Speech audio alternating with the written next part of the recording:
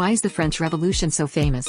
Because it changed the world. Today, let's talk about the French Revolution, the collapse of the Ancien regime. First up, we've got the collapse of the Ancien regime. Now, what's that, you ask?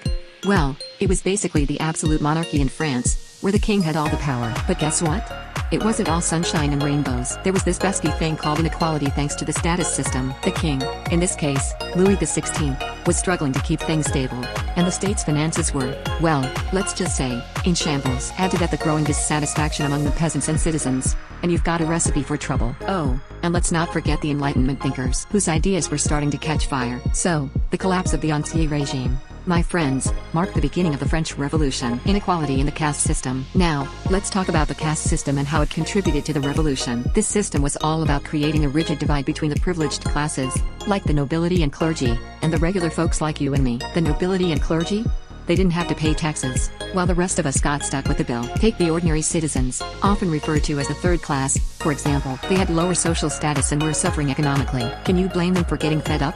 This inequality in status lit the fuse for social discontent and unrest, and it became a major driving force behind the French Revolution. Economic difficulties. Now, let's shift our focus to economic difficulties. The economy during the Ancien regime was about as stable as a Jenga tower during an earthquake. King Louis XVI was drowning in debt, and the national budget? Well, it was hemorrhaging money. Supporting the American War of Independence and living it up at the palace didn't help the treasury either. So, what did they do? Taxes, my friends, went through the roof. Ordinary citizens were feeling the squeeze, and this economic hardship, coupled with their domestic grievances, played a pivotal role in sparking the revolution. Spread of the Enlightenment. Last but not least, let's talk about the Enlightenment. Enlightenment thinkers like Voltaire and Rousseau were like the rock stars of their time, spreading radical ideas of freedom, equality, and human rights. They were the trailblazers criticizing the old feudal institutions. These Enlightenment ideas?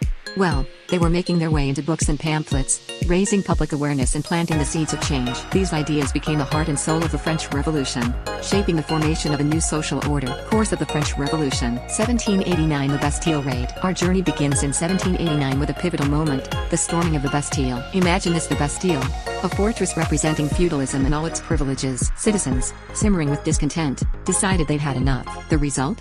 The birth of the National Assembly and the ignition of the revolutionary process. They stormed the Bastille, not only claiming arms and ammunition, but also reinforcing the National Assembly's call for checks on royal power. The storming of the Bastille, my friends, was the citizens' cry for justice, and marked the dawn of the French Revolution. 1791 Abolition of feudal privileges and Declaration of Human Rights. Fast forward to 1791, and we witness the abolition of feudal privileges and the Declaration of Human Rights. These were monumental steps toward achieving equality and freedom. In French society, feudal privileges, those pesky symbols of inequality tied to the caste system, were finally scrapped, paving the way for the principle of equality. Meanwhile, the Declaration of Human Rights boldly proclaimed the values of freedom, equality, and brotherhood, safeguarding the rights of every citizen. As feudal privileges crumbled, peasants gained the chance to own land, heralding a profound transformation in French society towards greater equality and freedom. 1793 The politics of terror in the reign of Robespierre. Now, 1793 takes us into an extreme phase of the revolution, the politics of terror. This was a time of great turmoil and countless casualties. Terrorism became the government's response to both domestic and foreign threats,